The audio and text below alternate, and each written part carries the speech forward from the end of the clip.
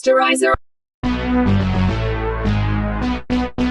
Sanibona igama le-movie yethu i-Perfect Man lase iqala khona nguMatthew owayeqedela ukubhala inoveli yakhe egama layo liyi-Someone From Behind. uMatthew wayengenabazali ehlupheka enesifiso sokugcina sewumbhali weyincwadi zamanoveli odumile. Ithemba lakhe ayenalo uMatthew elokuthi incwadi yakhe yenoveli yemukelwe ama-publishers khona izophablishwa. Lokhu kwangamshintsha empilweni yakhe yokuhlupheka abe nemali. Ngokumsebenzi ayewenza wayeyitoho ewukhondaktha we-truck wayephelezela udriver ngokumlayishela impahla e-trucking. Umsebenzi kaMatthew kwakuwumsebenzi ogqilaza ngoba etruckini wayelayisha aphinde adilize yonke inhlobo eyayilayishwa yitruck ekubalwa khona izinto ezidliwayo, iy'mpahla zokugqoka, udoti owawulahlwa ema-restaurant, kwesinye isikhathi nokuthutha iy'mpahla zabafundi basekholeji. Ngelinye ilanga uMatthew behambisa impahla kwenye iyunivesithi wabona omunye usisi wabhala amanoveli u-Alice owayesemncane ayemazela kuma-TV nasemaphepheni embona ezokhuluma nabafundi bakuleyo yunivesithi. uMatthew wazizwa emthanda u-Alice kodwa wazibona uMatthew ukuthi usezingeni eliphansi kabi ukuthi angathandana no-Alice. Noma wayesayibuka uMatthew eyicabanga ethandana no-Alice wezwe sethintwa enye indoda abadiliva nayo impahla imtshela ukuthi akavuke basemsebenzini la. uMatthew simthole eseyeposini eyobheka impendulo ukuthi ama-publisher amphenduleleni ngenoveli yakhe. uMatthew wathola ukuthi impendulo ithi inoveli yakhe bayinqabile ngenxa yokuthi ayikho ezingeni. uMatthew ngokubona berejecta inoveli yakhe wagcina esefonela yona i-publisher straight embuza ukuthi iwona maphi amaphathi enoveli yakhe yamfeyisile. Ngethemba lokuthi uzolungisa inoveli yakhe kodwa babekhuluma naye efonini banqamula ifone call. Ngakusasa uMatthew wayesebuyile emsebenzini wakhe bamyalela ukuthi ayoklina enye indlu ebehlala isiqashi esishone 2 days ago ebese sesidala ngeminyaka. Umnikazi waleyo mqasho watshela uMatthew ukuthi leli khehle beliqashe la beselihlale for 35 years engahlali namndeni futhi engavakashelwa umuntu. Batshelwa ukuthi ifenisha lelo khehle bazoyisa ekhaya ley'ntandane bese kuthi ezinye izinto ey'sele bese ziyalahlwa. Ngaphakathi emzini walelo khehle uMatthew wanothisa ukuthi kugcwele amabhuku nama-newspaper nokwenza wabona uMatthew ukuthi umufi ubekuthanda ukufunda nokubhala. uMatthew waqhubeka nokuthatha lowo doti ekufaka plastic bag. uMatthew wathola ukuthi igama lalomkhulu bekuwu-Leon nokuyilapho abuye athola khona isithombe sakhe lomkhulu esemncane nokuvelayo ukuthi ebusheni bakhe ubeyisosha walwa khona izimpi e-Algeria. uMatthew wathola nenye incwadi elike idayari eyayikhavwe ngeletha egcwele idust. Nokwazi lapho uma yivula uMatthew wathola ukuthi ngempela idayari yakhe u-Leon yezinto abeyibhala empilweni yakhe kade yiphila esabamba izimpi embuthweni e-Algeria. uMatthew wabona nangendlela eyibhalwe ngayo le dayari nangendlela uLeon ayilandelanise ngayo izinto empilweni yakhe kusukela eqala ukubulala nobunye ubunzima kade ebhekana nabo empilweni ebambe khona izimpi embuthweni e-Afrika e-Algeria. uMatthew wayithanda le true story kaLeon njengoba wayewumuntu ostrugglisha ukubhala inoveli. Wafikelwa umbono wokuthi kungcono abhale ngayo impilo kaLeon obeyisosha langempela kodwa ashintshe ezinye izinto njengamagama. Wayebhala ngempela uMatthew leyo true story ethathela kwidayari kaLeon njengoba yona yayibhalwe izinto ezazenzeka okwangempela nokufa kwabesifazane ney'ngane nabanye abantu ababebulawa bephinde bethunjwa. Kwaphela iy'nsuku uMatthew eshintsha isitori sikaLeon eshintsha namagama abantu ababesencwadini. inoveli wagcina eyiqedile uMatthew ukuyibhala kodwa wayesacabanga igama azoyiqamba ngalo. uMatthew wafikelwa ile phrase yayithi izihlabathi zase-Algeria ezimnyama. uMatthew wabona kungcono ukuthi yena incwadi ayiqambe ngokuthi i-Black Sand. Ngempela wayethumela kuma-publishers uMatthew kodwa ingakalindeli impendulo nje ngakusasa ekuseni wathi uvukela emsebenzini wathola i-phone call from ama-publishers bemtshela ukuthi inoveli yakhe ethi Black Sand isezingeni eliphezulu bacela afike emithingeni. uMatthew wajabula kakhulu ukuzwa ukuthi inoveli yakhe bayimukela noma ngabe i-original yaleso story kwangasona esakhe, kodwa wenza isiqiniseko sokuthi uyazimaka lezi zinto ayisuse zingaveli lezi ezazibhalwe kwidayari kaLeon khona ezofika nesitory esiclean esingasolisi kuma-publishers. Esekumemorize konke lokho wayishisa le dayari kaLeon or ukwenza isiqiniseko sokuthi sonke le story esibhalwe la sisuka kuyena emqondweni nokuyinto eyayingamshanga nembeza impilo yakhe yonke. uMatthew wahlangana ne-publisher eyafike yamncoma kakhulu ngendlela ukubhala kwakhe okusezingeni eliphezulu ngayo nangendlela ediphu ngayo inoveli yakhe for ukuthi ingaheha abantu abayifundayo. Khona lapho uMatthew wayibona intombazane eyinovelist egama layo lo-Alice naye wayibuka le ncwadi kaMatthew i-Black Sand. uMatthew wafika wabingelela u-Alice kodwa u-Alice wadidiswa ukuthi akamazi uMatthew. Khona lapho kwafika umhleli weyincwadi wafika wancoma uMatthew emahalalisela ngenoveli yakhe i-Black Sand. intombazane u-Alice kwamthusa kakhulu ukuthi le ndoda kade ekhuluma naye uyena mbhali wale ncwadi esidumile ayivumile ekuthiwa i-Black Sand uMatthew. U-Alice kwamchaza kakhulu lokho. Emva kweminyaka ewu-3 uMatthew waduma ngokuba umbhali wenoveli ehlonishwayo. Nenoveli yakhe i-Black Sand yadayiswa kakhulu yamenzela imali eningi. noMatthew wagcina sephila impilo ephezulu, no-Alice sekuyintombi yakhe. U-Alice wahambisa uMatthew ukubutha umhlanganisa nabazali bakhe nabo ababe-rich. U-Alan benoHelen ababehlala emzini wabo omuhle i-Beach House owawuphambi kolwandle. U-Alan ubaba ka-Alice wamkhonza kakhulu uMatthew njengendodana yakhe, emkhombisa ne-collection yey'bhamu zase-French ey'bizayo. U-Alice wathatha i-boyfriend yakhe uMatthew wayomkhombisa ulwandle olwalungaphambi komuzi wakubo. Besahamba uMatthew no-Alice, uMatthew wa-receive i-phone call from i-publisher yencwadi. Itshela uMatthew ukuthi useviolate i-contract manje ngoba inoveli yakhe i-Black Sand sekuphele 3 years yareleaswa, kodwa ayikho enye inoveli entsha manje aseyikhiphile after i-Black Sand, kanti abalandeli bakhe bamlindele ukuthi akhiphe enye into entsha njengoba ephoqwa nayi-contract yakhe ukuthi emva ka-3 years kufanele aproduce umsebenzi omusha. Kodwa yena kunalokho aze akhiphe ngisho ipage elilodwa.